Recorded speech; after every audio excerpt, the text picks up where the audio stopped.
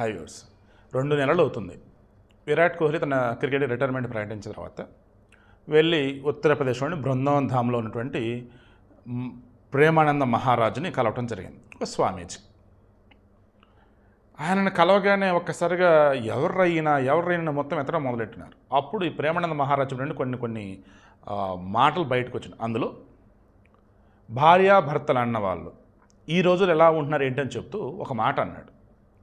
ఈ రోజులలో 100 మందిలో ఒకళ్ళో ఇద్దరు అమ్మాయిలు మాత్రం పవిత్రంగా ఉన్నారు. అలాగే అబ్బాయిలు కూడా అలాగే ఉన్నారు. అబ్బాయిల్లో 100లో ఒకళ్ళు దొరికినా కష్టం అన్నట్టుగా చెప్పున్నాడు. అంటే అమ్మాయిల కన్నా అబ్బాయిల ఘోరంగా ఉన్నారు. కోర్స్ 100లో ఇద్దరు అమ్మాయిలు మంచిగా పవిత్రంగా ఉంటే 100లో ఒక అబ్బాయి మాత్రం దొరుకుతున్నాడు అన్నట్టుగా చెప్తూ కూరళ్ళు ఉప్పు తక్కువైతే అక్కడ కూడా గొడవలు పడి విడిపోయేదాకా వెళ్తున్నారే, అసలు బంధాల గురించి మీకేం తెలుసని అన్నాడు. ఇప్పుడు ఓపెన్గా అనేసాడు.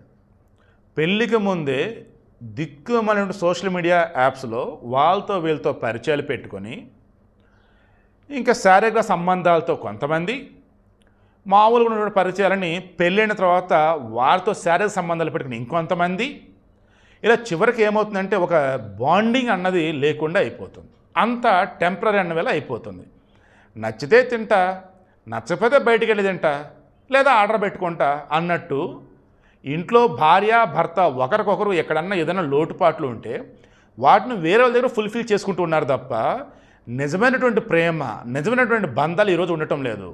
ఒక్కడ మాత్రం నేను చెప్పగలను, నేను కదా ఆయన. అఫ్కోర్స్ గతంలో నేను చెప్పింది ఇది, పెళ్ళికి ముందు ఎలాగైనా ఉండండి, మీరు పెళ్ళైన తర్వాత మాత్రం మీ భర్తే మీ సర్వస్వం, మీ భార్య మీ సర్వస్వం, ఒకరికొకరు జీవితాంతం కలిసిమెలిసి ఉండాలని మీరు కనుక అనుకుంటే ఆ రకంగా అడుగులు వేస్తే అప్పుడు మధ్యలో ఎంతమంది వచ్చినా, మధ్యలో ఎన్ని రకాలుగా మీకు లేనిపోయిన ఇబ్బందులు వచ్చినా మీరు వాటిని ఓవర్కమ్ చేస్తారు తప్ప లేనిపోయినటువంటి సమస్యలలో ఇరుక్కోరు.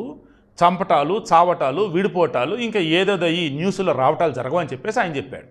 ఆయన చెప్పిందని పెట్టుకొని ఇప్పుడు భారతదేశ వ్యాప్తంగా సోషల్ మీడియా అంతా షేక్ అనమాట. ఏ రకంగా, అరే మన గురించి చెప్పాడని భుజాలు తడుకోవడం, నీ గురించి చెప్పాడని చెప్పేసి అనటం, అరే నీ గురించి చెప్పాడరా అనటం.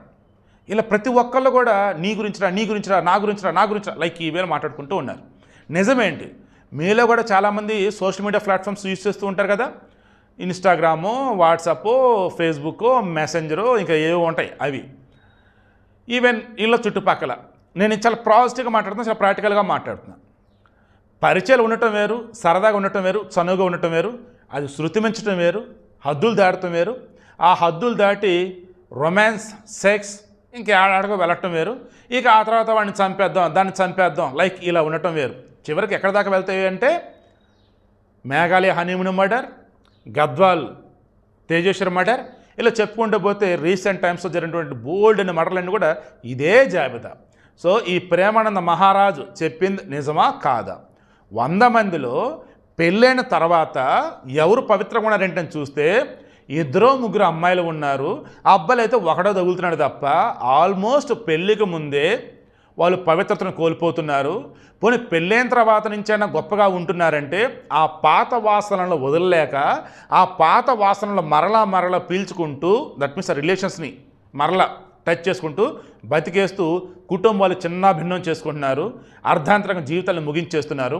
సమస్యలు ఎక్కడో లేదు, గతంలో ఉన్నటువంటి పద్ధతులు, సంప్రదాయాలు, కట్టుబాట్లు ఇప్పుడు లేవా అంటే ఉన్నాయి. కానీ అన్నీ కూడా ఏదో ప్రీ వెడ్డింగ్ షూట్లు టైప్ అలావిడి తప్ప రియల్ లైఫ్లో పెళ్ళైన తర్వాత భార్య అంటే భర్తకి, భర్త అంటే భార్యకి, ఒకరంటే ఒకరికి ప్రాణంగా జీవితాంతో కలిసి ఉండేది మనమే అన్నట్టుగా వాళ్ళు ఉండటం లేదని ఆయన అన్నాడు. నేను కూడా అంటున్నా, అలా ఎక్కడన్నా ఎవరైనా ఉన్నారంటే వాళ్ళు దేవత దేవులే, నిజంగా వాళ్ళకి దండం. से ही जब 4 लड़कियों से व्यभिचार करता है तो वो अपनी पत्नी से संतुष्ट नहीं रहेगा, उसे 4 से व्यभिचार करना पड़ेगा, क्योंकि उसने आदत बना ली है। हमारी आदतें खराब हो रही, हमारे बच्चों की आदत।